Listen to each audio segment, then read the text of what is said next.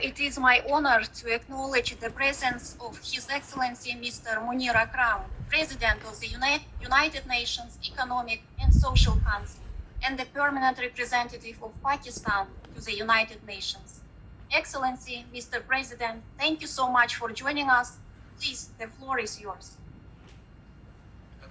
I thank you very much, my dear sister, Ambassador Mirko, and let me convey, first of all, our admiration for the leadership of Kyrgyzstan in promoting the cause of social justice in the midst of this greatest crisis that we are facing, a health, a human, and an economic crisis.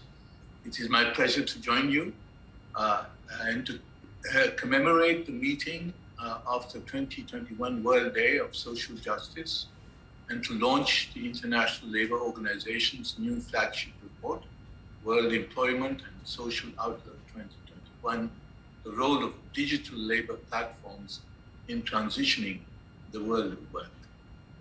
Let me say, in response to the remarks that we have just heard from His Excellency, the Director General of the ILO, underlining the need for social justice at this time of crisis, that this, if we are successful in focusing recovery on social justice, this will be a good prognosis for the global economy. We had two earlier occasions when the global economy focused on social justice. The first was in the immediate aftermath of the Second World War, and the second was in the early 1970s, as principally led by the United States, when it focused on the redistribution of wealth to those who were less advantaged. Both strategies resulted in a spurt in economic and growth throughout the world, and was the basis on which the developing countries were able to start on the road of rapid social and economic development. This third occasion, on which, if we can focus on promoting social justice in our response to this crisis, we would have laid the foundations for rapid growth, for more equal growth, and I believe more sustainable growth. The digital economy is transforming the world of work, and COVID-19 has accelerated the transformation. The pandemic has laid bare and exacerbated the growing digital divide within, between, and across developed and developing countries, particularly in terms of availability, affordability, and the use of information, ICTs, and access to the internet, which have all deepened existing inequalities. So I believe that as we look at the digital space, it is important to underline a few conclusions. First of all, digitalization of the national economies of all countries, especially developing countries, is an indispensable precondition for recovery and sustained recovery. The digital space has seen the fastest growth in employment across all sectors, and therefore the developing countries cannot be excluded and should not be excluded from this sector, which promises the greatest growth. But what is required to bridge the digital divide? And I believe that in the search for social justice in the digital space, we need to be clear-eyed about the steps that are required, first of all, to create the digital jobs in the developing countries. To create those jobs, what is required is not only the software that would be provided to enable access to the internet, but what is even more essential is the provision of broadband capacity. Many developing countries do not have that capacity.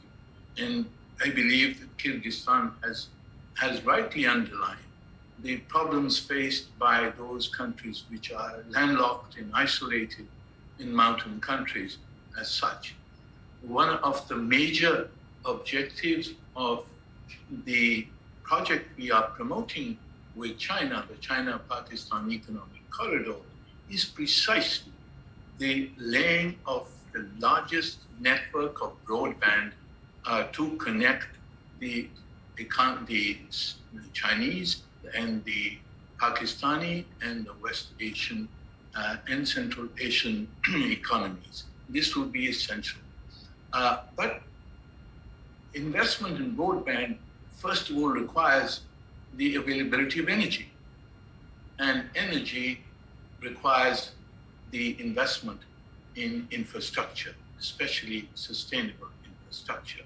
So we cannot minimize the priority that ought to be accorded to investment in infrastructure as a precondition for the integration of developing countries into the global economy, including and especially the digital economy. There is, of course, the need for universal social protection, as many workers have been exposed to occupational safety and health risks, even in the digital space. And it is heartening that many countries in their regulatory responses have started to address some of the issues relating to working conditions in the digital economy. The Secretary General has also underlined the importance of the application of the ILO's fundamental principles and the right to work implemented on the platform workers. In the Economic and Social Council, we will have the STI, the Science, Technology and Innovation Forum, in May. And it is my hope that this forum will address the issue of the digital divide and the integration of the developing countries into the global digital economy. The report that has been put out by ILO will be an important input into these discussions, and I look forward to cooperating further with Kyrgyzstan as well as with the ILO in promoting the Secretary General, the implementation of the Secretary General's roadmap to bridge the digital divide. I thank you for this opportunity to participate in this signal. Thank you very much.